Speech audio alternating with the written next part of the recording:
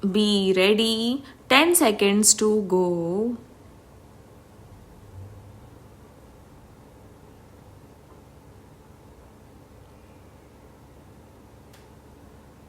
Start. Mr. Speaker, sir, having addressed legacy issues, public sector banks are now proposed to be further provided 70,000 crore capital to boost credit for a strong impetus to the economy. To further improve ease of living, they will leverage technology, offering online personal loans and doorstep banking and enabling customers of one public sector bank to access services across all public sector banks. In addition, government will initiate steps to empower account holders to remedy the current situation in which they do not have control over deposit of cash by others in their accounts. Reforms will also be undertaken to strengthen governance in public sector banks. Non-banking financial companies are playing an extremely important role in sustaining consumption, demand, as well as capital formation in small and medium industrial segment. NBFCs that are fundamentally sound should continue to get funding from banks and mutual funds without being unduly risk averse for purchase of high rated pooled assets of financially sound NBFCs amounting to a total of rupees 1 lakh crore during the current financial year. Government will provide one time 6 months partial credit guarantee to public sector banks for first loss of up to 10%. Further, Reserve Bank of India is the regulator for NBFCs. However, RBI has limited regulatory authority over NBFCs. Appropriate proposals for strengthening the regulatory authority of RBI over NBFCs are being placed in the Finance Bill.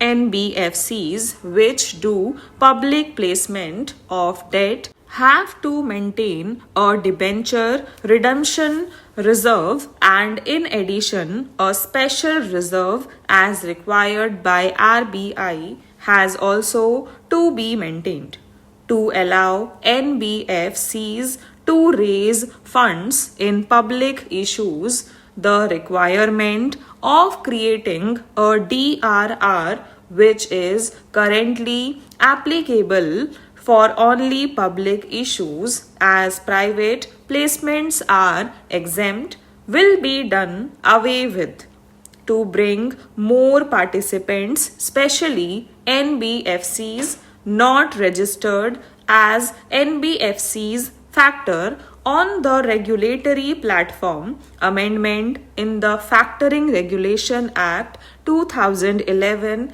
is necessary and steps will be taken to allow all NBFCs to directly participate on the regulatory platform. Efficient and conducive regulation of the housing sector is extremely important in our context.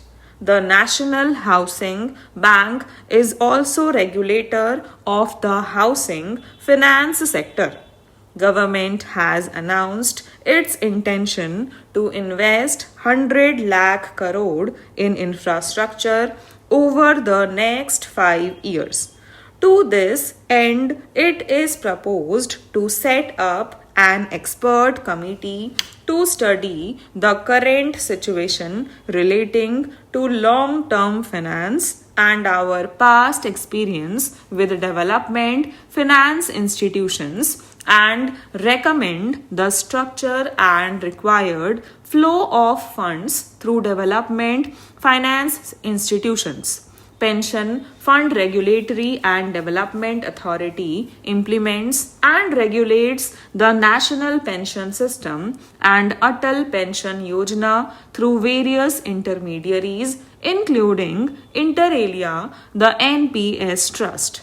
Keeping in view the wider interest of the subscribers and to maintain arm's length relationship of the NPS Trust with PFRDA, steps will be taken to separate the NPS Trust from PFRDA with appropriate organizational structure to facilitate onshoring of international insurance transactions and to enable opening of branches by foreign reinsurers in the International Financial Services Center. It is proposed to reduce net owned fund requirement from 5,000 crore to 1,000 crore. Government has been following the policy of disinvestment in non-financial public sector undertakings, maintaining government stake not to go below 51%. Government is considering, in case where the undertaking is still to be retained in government control, to go below 51% to an appropriate level on case-to-case basis. Government has also decided to modify present policy of retaining 51% government stake to retaining 51% stake inclusive of the stake of government controlled institutions. In order to improve the capital flows into the Indian economy, it is important to align domestic corporate systems and practices with global ones. It is also appreciated that global finance movement in equity uses certain parameters to evaluate the stocks in which they choose to invest. Government intends to further encourage retail participation in CPSEs, which of late has shown very encouraging upward trend.